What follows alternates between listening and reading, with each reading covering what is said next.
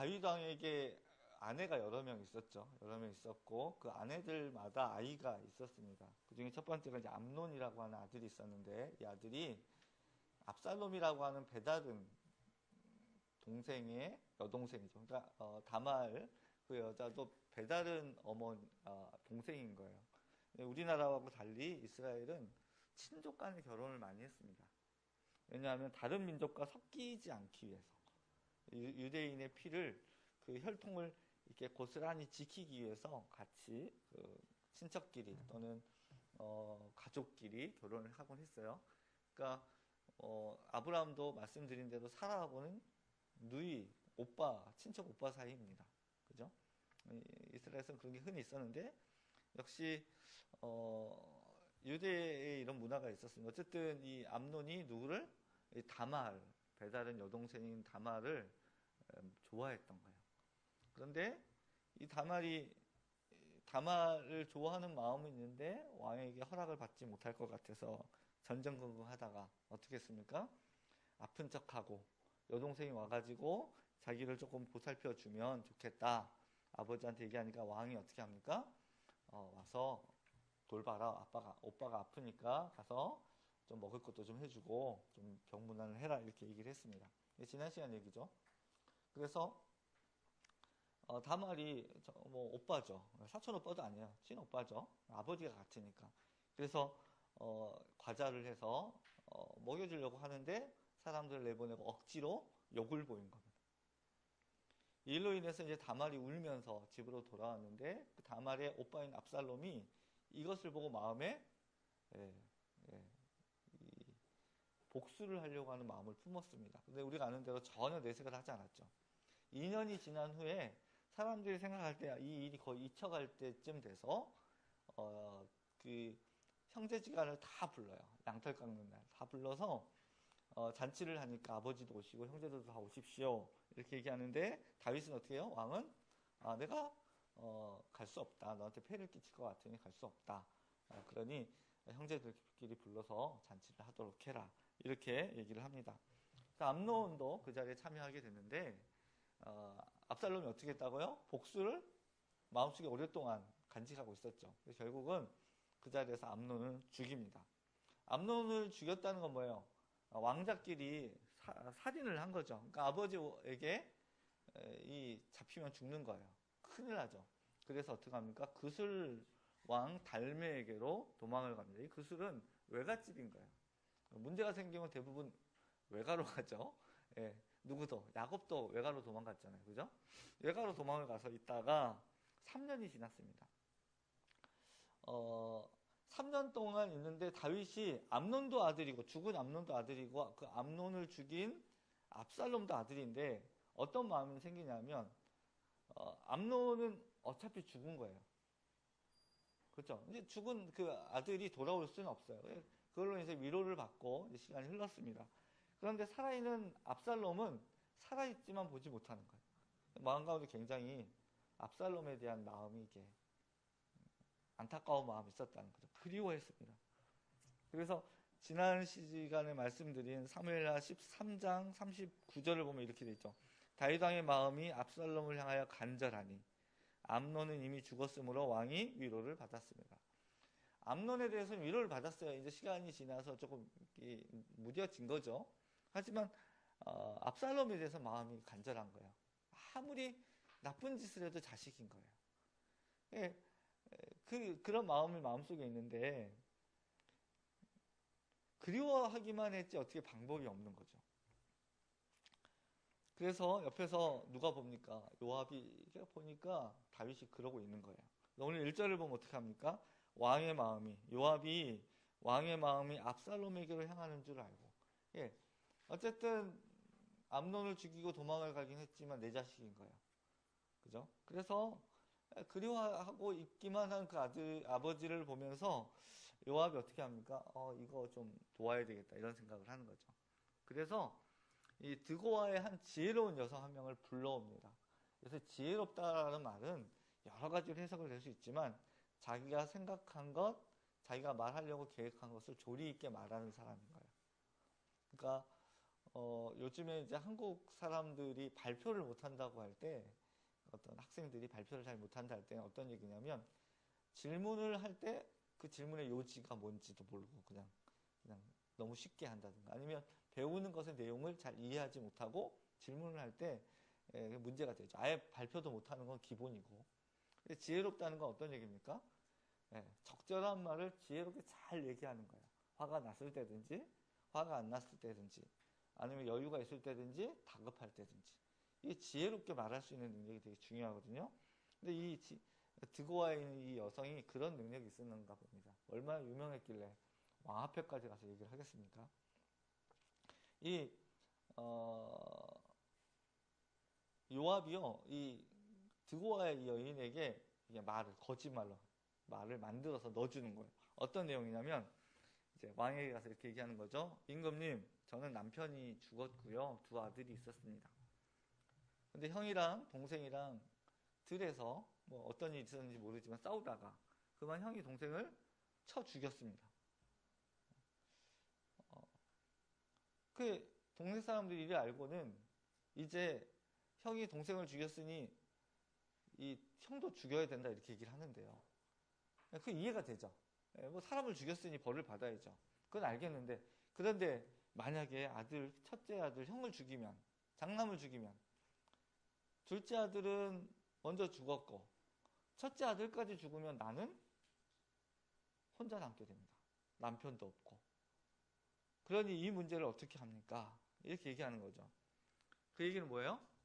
사람들로 하여금 내 첫 번째 아들을 죽이지 않도록 해주십시오, 이 얘기죠. 그러니까 왕이 어떻게 합니까? 걱정하지 마라, 내가 지켜주겠다, 염려하지 마라, 그리고 돌려보내려고 하는 거예요. 그러면 보통은 없었으니까 문제가 해결됐으니 집으로 돌아가야죠. 근데 이 여자가 어떻게 합니까? 죄송한데 한 말씀만 더 여쭈면 안 되겠습니까? 이렇게 얘기하는 거예요. 다윗이 아마 의아했을 겁니다. 아니, 문제 해결해 줬는데 뭘 또 있냐, 뭐 다른 문제가 있나 보다 하고 한번 얘기해 봐라, 이렇게 얘기가 되는 거예요. 오늘 13절 14절 읽었지만 한 번 더 읽어보겠습니다. 13절과 14절입니다. 시작. 여인이 이르되 그러면 어찌하여 왕께서 하나님의 백성에게 대하여 이 같은 생각을 하셨나이까? 이 말씀을 하심으로 왕께서 죄 있는 사람같이 되심은 그 내쫓긴 자를 왕께서 집으로 돌아오게 하지 아니하심이니이다. 우리는 필경 죽으리니 땅에 쏟아진 물을 다시 담지 못함 같을 것이오나 하나님은 생명을 빼앗지 아니하시고 방책을 베푸사 내쫓긴 자가 하나님께 버린 자가 되지 아니하게 하시나이다. 어렵죠? 이게 뭔 말인지요? 우리말이지만 어렵습니다. 13절의 내용을 제가 풀어서 읽어드리면 이렇습니다. 어찌하여 임금님께서는 하나님의 백성에게 그처럼 그릇된 일을 하셨습니까? 임금님께서는 임금님의 친아들인 왕자님이 이 나라로 돌아오는 것을 허락하지 않으셨습니다. 이러한 처사는 지금까지 이 종에게 말씀하신 것과는 다릅니다. 임금님께서는 그렇게 말씀만 하시고 왕자님을 부르지 않으셨으니 이것은 잘못된 일이라고 생각합니다. 무슨 얘기인지 아시겠죠? 임금님은 분명히 저한테 그렇게 얘기하셨잖아요. 차남을 죽인 것은 장남의 죄지만, 첫째 아들의 죄지만, 그래도 얘가 죽으면 어떻게 되냐, 안 되지 않느냐, 그러니 못 죽게 해주겠다고 말씀하셨는데, 정작 임금님은 암논을 죽이고 도망간 압살롬은 불러오지 않으니 나한테 말은 그렇게 하면서 당신은 왜 압살롬을 내버려 둡니까? 돌아오게 하지 않고, 이 얘기를 하는 거예요. 다윗이 얘기를 곰곰이 들어보니까 이것은 이 여성이 해야 될 얘기는 아닌 거예요. 그러니까 이제 이건 분명히 누군가 이 여인에게 이 말을 넣어줬구나 하라고. 그래서 이거 혹시 요압이 너에게 하라고 했느냐 이렇게 부른 거예요. 이렇게 한 거죠. 그러니까 이 여인이 맞습니다, 요압이 저에게 이렇게 얘기하라고 했습니다. 보통 같으면 이제 아니 이게 어디서 꾸며가지고 나한테 거짓말을 하고 아뢰고 그래, 내가 누군 줄 알아? 막 이럴 수 있지만 사실 다윗 마음속에는요, 그 누구보다도 압살롬에 대한 사랑이 있었기 때문에 그 말을 들은 거예요. 그래서요, 압살롬을 데려오라고 합니다. 어디요? 그슬 왕 달메에게 도망갔던 압살롬을 다시 예루살렘으로 돌아오게 하는 거예요. 몇 년 만에? 3년 만에. 요압은요, 자기가 이런 일을 꾸며서 했지만 그 충성된 마음을 이해해준 다윗에게 고마워서 절을 하고 감사를 드렸어요. 그리고 압살롬을 데리고 왔습니다. 오늘 얘기가 그거예요, 사실은.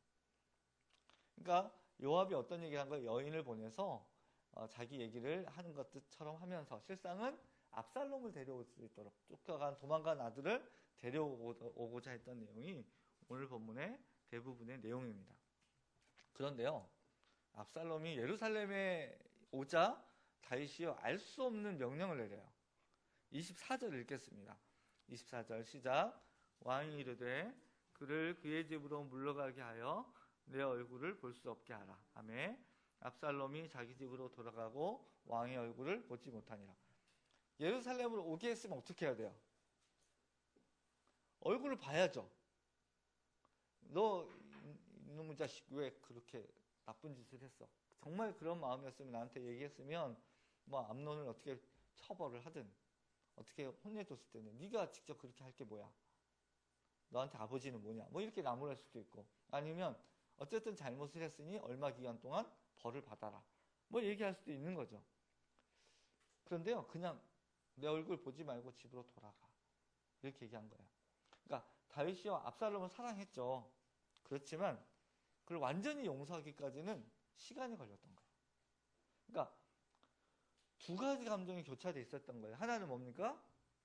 불쌍하고 안타까운 아들 압살롬. 그 다말에게 욕을 보인 것도 그렇고, 또 떠나 있었던 그것도 그렇고. 근데 한편으로는 어때요? 그래도 그렇지 어떻게 형인 암논을 죽일 수 있어? 네, 이 두 개가 막 갈등하는 거예요. 여러분도 그런 거 있지 않습니까? 마음속에서 이렇게 두 개의 마음이 막 갈등하는 거예요. 요게 맞은 것 같기도 하고, 또 이렇게 해서 한편으로 생각하면 요게 아닌 것 같기도 하고. 아마 그 왕으로서의 다윗은 용서할 수 있었을 것 같아요. 그런데 아버지로서는 또 그를 마주해서 이렇게 친근하게 대하기 어려웠던 것 같습니다. 근데요, 이게 잘못이었습니다. 사실 다윗에게는 그럴 만한 시간이 없었어요.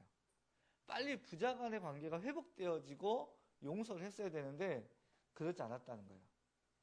그러니까 시간이 길어지면 길어질수록 어떨까요? 오해가 깊어지는 거예요. 나 왜 불렀지?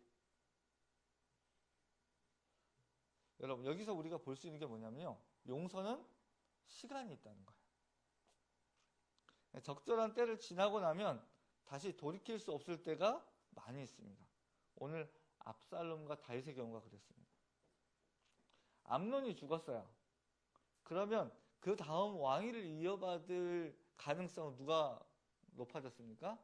압살롬인 거예요. 그죠? 일반적으로 서열대로 왕위 위에 오르잖아요. 그죠?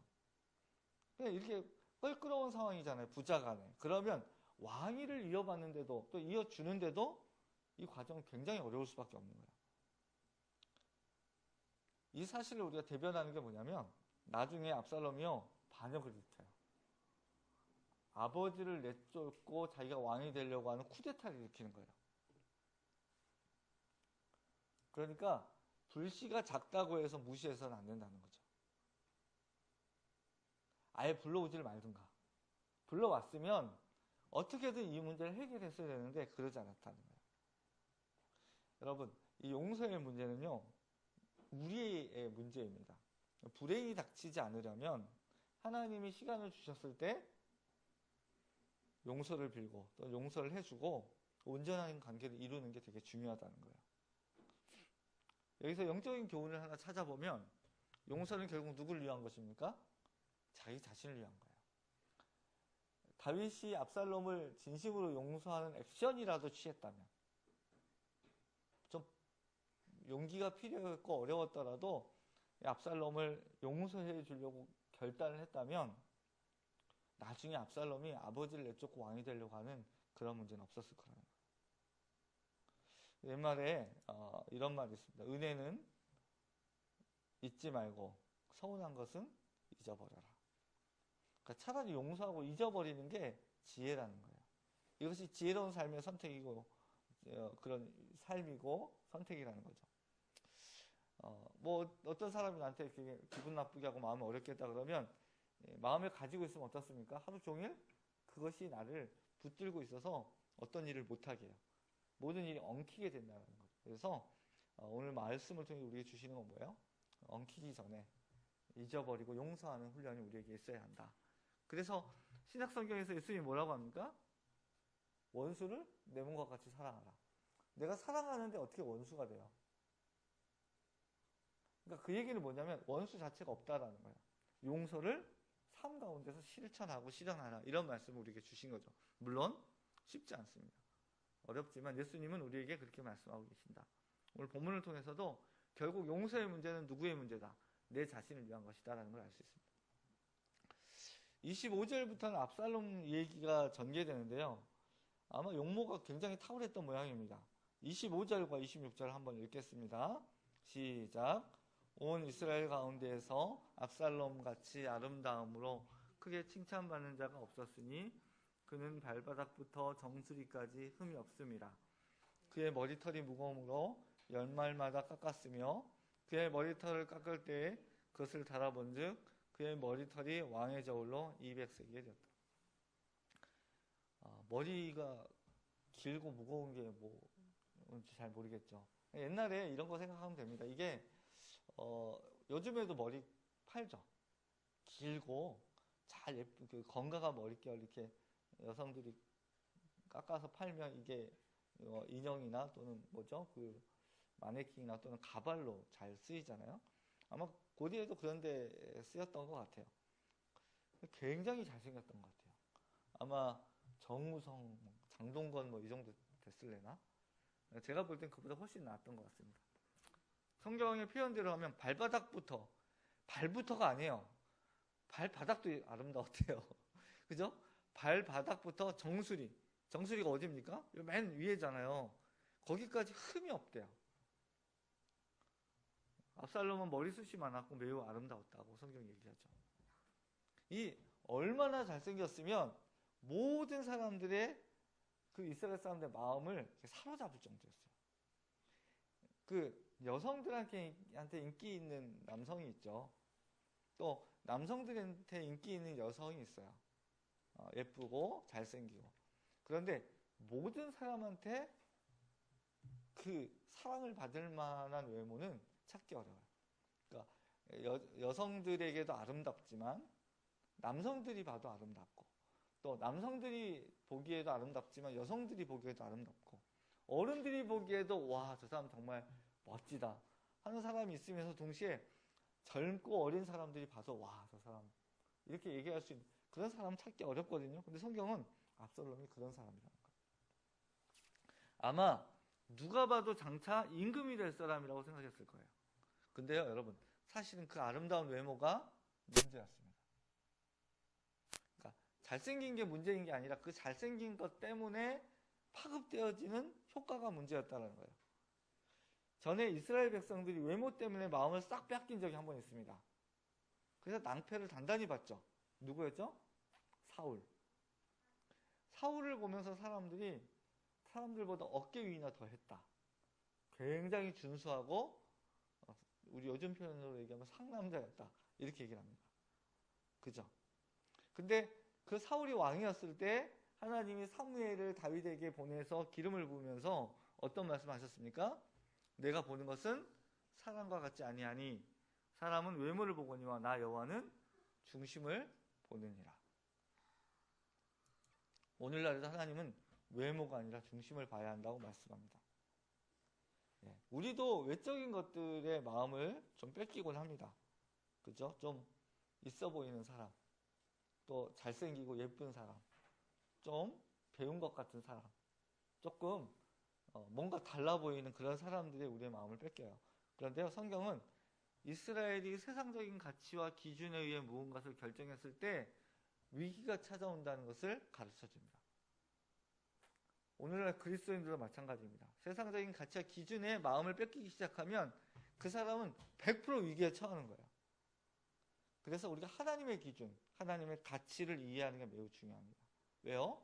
우리의 미래와 우리의 삶에 밀접한 관계가 있기 때문에 그렇습니다. 솔직히 우리의 외적인 상태는 그렇게 화려하지 않죠. 그렇게 생각하지 않는 분들도 계시죠. 나는 아니야, 나는 화려해, 멋져, 잘생겨 그럴 수 있는데 저는 그렇게 생각을 합니다. 그다지 화려하지 않다. 하나님은 우리의 외적인 화려함보다는 무엇을 보신다고요? 중심을 보시는 거예요. 내면의 상태. 예. 뭐 무슨 일을 할 때 좀 더 세련되게 하고 좀 더 멋있게 하고 더 괜찮게 하는 건 좋은 일입니다. 그건 나쁘지 않아요. 이왕 하는 거면 잘 하는 게 좋죠. 어떤 일이든지. 그죠? 뭐 화장을 해도 이왕 하는 거 예쁘게 하는 게 낫고요. 옷을 입을 때도 이왕 입는 거면 그냥 갖춰진 옷들 중에서 깔끔하게 입는 게 좋습니다. 그런데 성경은 뭐라고 얘기해요? 그게 문제라고 얘기하는 게 아니라 그 이전에 뭐가? 우리 내면의 아름다움이 먼저 준비되어져 있어야 됩니다. 압살롬이 그랬다는 거예요. 압살롬이 겉으로는 누가 봐도 아름다운 발바닥부터 정수리까지 정말 대단한 사람이었는데 그 마음속에 뭐가 사로잡혀 있어요 지금? 아버지에 대한 원망이 사로잡혀 있는 거예요. 내가 언젠가는 뒤집고 말 거야. 그게 이제 다음 주, 그 다음 주에는 이제 압살롬이 아버지를 대신해서 쿠데타를 일으키는 일이 벌어지는 거예요. 2019년 한 해에 이제 시작하는 첫 수요일 저녁입니다. 하나님의 눈, 마음으로 사람을 우리가 보기도 하고 또 주의를 하는 여러분과 제가 되길 바랍니다. 또 하나님 보실 때 우리가 사실 별로 내놓을 것은 없지만 하나님께서 야 이거 참 예쁘다. 내가 볼 때는 세상 사람들이 볼 때는 어떨지 모르지만 내가 볼 때는 정말 귀하다. 정말 아름답다. 그런 여러분과 제가 되길 바랍니다. 다윗이 3년 만에 압살롬을 불러왔죠. 예루살렘에 왔어요. 그리고요 2년 동안 안 불렀어요. 너 집에 가 있어. 다시 내 얼굴 보지 마. 그러고 얼마 동안? 2년 동안 안 본 거예요. 너무한 거죠. 그동안 압살롬이 상처를 많이 받았습니다. 어떻게든 압살롬은 이 문제를 해결하려고 하는데 다윗은 해결을 하려고 하지 않아요. 2번이나 기회를 마련하려고 했습니다. 누구한테? 요압한테 사람을 보낸 거죠. 근데 요압이 자꾸 피해요. 자꾸 피하니까 어떻게 해요? 안 되겠다. 이거 요압을 만나야 되는데 방법이 없는 거예요. 그래서 어떻게 합니까? 요압의 밭에다가 보리밭에다가 불을 지른 거예요. 혹시 시골에서 여러분 밭에 불 질러 봤습니까? 엄마 아버지한테 맞아 죽죠. 어렸을 때 그 2월쯤 대보름 때 우리 친구들이 이제 한 초등학교, 중학교 때 뭘 많이 하면 쥐불놀이를 하잖아요. 이렇게 깡통에다가 이렇게 쥐불놀이 하고 그 다음에 논둑을 태웁니다. 논둑을 태우는 이유는 그때 논둑을 태움으로 인해서 그 벌레가 다 죽어요. 농사에 보탬이 되죠. 그리고 이제 쥐불놀이 하면서 그런 걸 하는데 쥐불놀이 하다 제일 많이 하는 게 어디예요? 짚을 이렇게 가을에 그 잘라가지고 타작을 하고 이렇게 많이 쌓아놓잖아요. 쓸 때 쓰면 거기에 이제 댕기면 이제 그 홀라당 타는 거예요. 어떤 친구는 집에다 불 내가지고 맞아 죽을 뻔했어요. 정말이에요. 그리고 우리 동네는 아니었지만 다른 동네에서는 불 속에 그 쥐불놀이 하다가 그 집단 속에서 있는데 밖에서 누가 이렇게 불을 질러가지고 하면서 타 죽은 경우도 있습니다. 그건 너무 비극적인 얘기지만 어쨌든 불 지르면 난리 나죠. 요압이 어땠을까요? 이놈 자식이 그러고 쫓아온 거예요. 네. 그러니까 압살롬의 머리가 어때요? 굉장히 좋은 거예요. 그죠? 왕자를 어떻게 하겠어요? 게다가 내가 너한테 사람을 몇 번이나 보냈는데 안 만나주니까 내가 이랬다 그러니까 어떻게 해요? 요압이 당장 쫓아와가지고 따져 물을 때 기다리고 있었대요. 압살롬이 딱 기다리고 있다 오니까 차라리 그 술당에 놔둘 것이지 오라고 해가지고 아버지도 못 보고 이게 뭐냐 2년 동안이나 네가 책임져라 이렇게 얘기를 한 거죠. 그러니까 결국은 어떻게 얘기합니까? 요압이 아버지한테 가서 얘기를 하는 거예요. 이렇게 되는 얘기입니다. 32절 한번 읽어보겠습니다. 시작. 압살롬이 요압에게 대답하되 내가 일찍이 사람을 내게 보내 너를 이리로 오라고 청한 것은 내가 너를 왕께 보내 아뢰게 하기를 어찌하여 내가 그 술에서 돌아오게 되었나이까. 이때까지 거기에 있는 것이 내게 나았으리이다 하려 함이로다. 이제는 내가 나로 하여금 왕의 얼굴을 볼 수 있게 하라. 내가 만일 죄가 있으면 왕이 나를 죽이시는 것이 옳으니라 합니다. 아니 내가 정말로 죽일 놈이면 죽일 놈이죠. 암논 형을 죽였으니 그럼 나를 차라리 아버지가 죽이든지 이게 뭐냐 이렇게 따져 물은 거죠. 사실 중간에 요압도 좀 곤란했을 거예요. 그래서 의도적으로 압살롬을 피한 거기지만 차일피일 미루다가 2년이 지나간 겁니다. 어쨌든 아버지를 만날 수 있게 요압이 얘기를 했어요. 얘기를 잘했나 봅니다. 그야말로 아버지와 아들이 얼마 만에 만난 거예요? 5년이에요, 5년. 그죠? 그슬 땅으로 도망가서 3년. 예루살렘으로 돌아와서 2년이니까 5년 만에 감격적인 제의를 한 거죠. 압살롬이 얼굴을 땅에 대고 아버지한테 절을 하니까 아버지 왕이 와서 압살롬에게 입을 맞추었습니다. 뭐 그냥 얘기가 해결된 것 같잖아요. 근데 여러분 이게 너무 늦었다는 생각이 안 드십니까? 아까 말씀을 드렸던 것처럼 용서는요, 용기가 필요한 거예요. 그러니까 누구보다도 누가 다윗이 서둘렀어야 하는 거예요. 아예 오라고 하지 않았다면 몰라도 오라고 했을 때는 오는 사람 어떤 마음이었겠어요? 아, 이제 하나님이 아버지가 나를 용서하려고 하시는구나. 이 마음 가지고 왔을 텐데 오라고 하고 얼굴도 안 보고 만나지도 않아요. 그리고 대부분의 왕의 자녀들은 날마다 아버지 왕의 식탁에서 같이 식사를 했어요. 그런데 압살롬은 2년 동안이나 그러지 못했다는 건 뭐예요? 버린 자식인 거예요.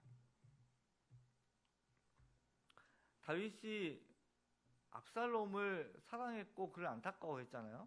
근데 우리가 알고 있지만 다윗이 인식했는지 안 했는지는 부분이 안 나오지만 이 문제는 누구 때문에 생긴 거예요? 자기 때문에 생긴 거예요. 자기가 밧세바, 우리아를 죽이고 밧세바를 강제로 취한 것 때문에 하나님이 뭐라 그랬죠? 내 집에서 칼이 이제부터는 사라질 날이 없을 거다. 이게 그 얘기 아닙니까 지금? 그죠? 결국 자기 때문이라는 걸 인식했어야 돼요. 그리고 마음으로는 되게 압살롬을 사랑하고 아꼈잖아요. 그런데 실천은 어때요? 미흡했다라는 거예요.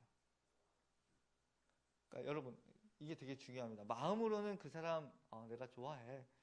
마음으로는 그 사람 아껴. 내 마음으로는 그런 생각을 가지고 있었어. 이거는 오늘 본문을 보면 알다시피 별로 의미가 없습니다. 마음도 중요하지만 어떻게 했어야 돼요? 실제로 가서 압살롬을 부둥켜 안고 차라리 이놈의 자식 너 왜 그랬어? 나무라고 혼내고 너가 잘못한 거니까 차라리 2년 동안 감옥 살아라. 아버지지만 너가 죄 졌으니 그랬으면 차라리 감옥 살면서 아유 아버지 감사합니다. 그랬을 거라는 거죠. 그러지 않았다는 거예요. 시간이 너무 늦었다는 거죠. 네, 온전한 화해의 요건이 갖춰지지 않았다라는 거예요. 저는 요압에게 조금 아쉬운 마음을 가졌어요.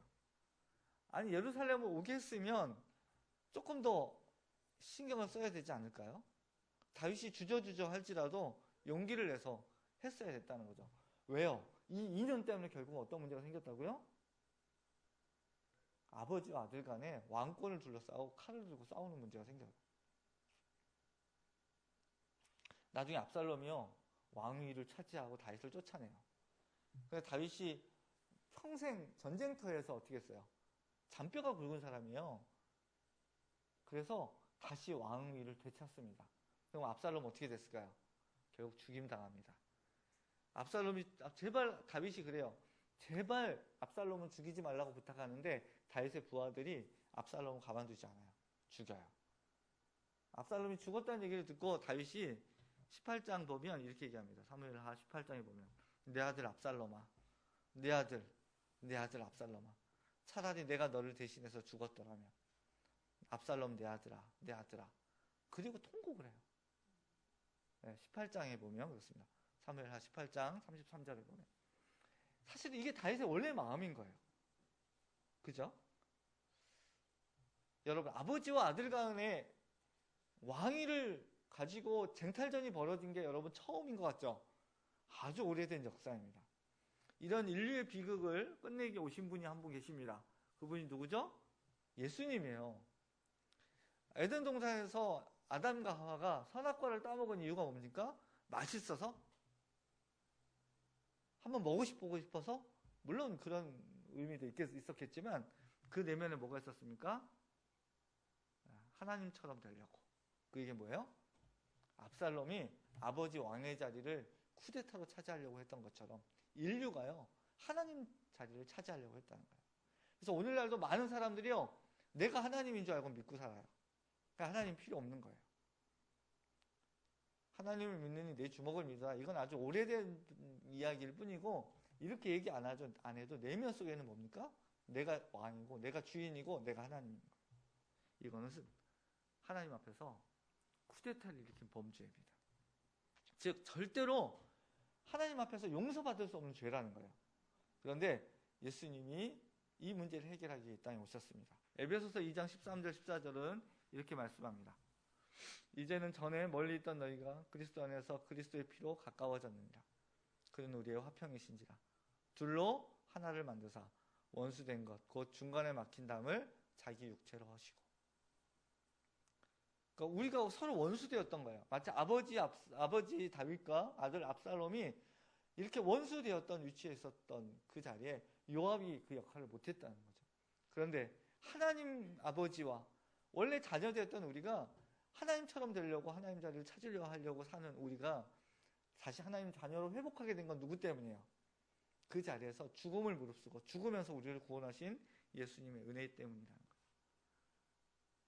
적당히 우리를 연결해 준 게 아니에요. 요압처럼 적당히 그냥 와가지고 예루살렘 올 수 있을 정도로만 만들어준 게 아니라 다시는 끊어지지 않을 아버지와 아들 관계, 하나님의 자녀가 되는, 영접하는 자 곧 그 이름을 믿는 자들에게 하나님의 자녀는 권세를 주시는 그 능력과 은혜를 주시기 위해서 예수님이 이 땅에 오셨다는 거예요. 저는 이 말씀을 보면서 누군가가 먼저 용서하는 것도 되게 중요하고, 또 누군가가 먼저 용서를 비는 것도 중요하고, 또 그 사이에서 누군가가 이 매듭을 잘 연결해 주는 것도 되게 중요하구나. 여러분이 용서하는 분들이 되기 바랍니다. 또 여러분 용서를 구하는 용기가 있는 분들이 되기 바랍니다. 그리고 또 다투는 이들 가운데 그들을 하나로 묶어줄 수 있는 좋은 어떤 중재자가 되는 그런 여러분과 제가 되기를 바랍니다. 기도하겠습니다.